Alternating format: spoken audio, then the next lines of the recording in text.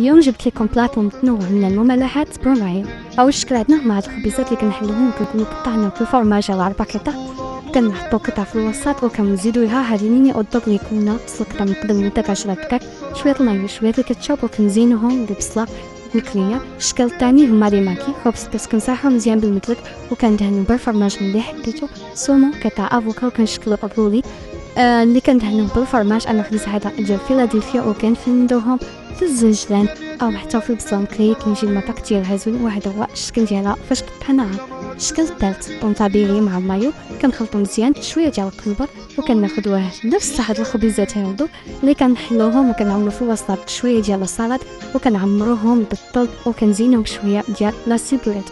هنايا بنات الشكل الاخر هو بيض مسلوق.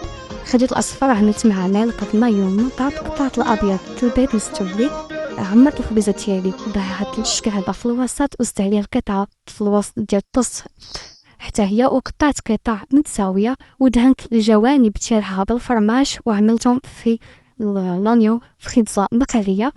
وهاد البصله ديالنا تقدروا تلقاوها في اكثر موجوده وزوينه بزاف. وهنا هي بنات صابت البريوات ديال الكفته بالفرماج وكنقدموهم بصحه وراحه. وهذا الصوان ان شاء الله لرمضان ان شاء الله تنال اعجابكم.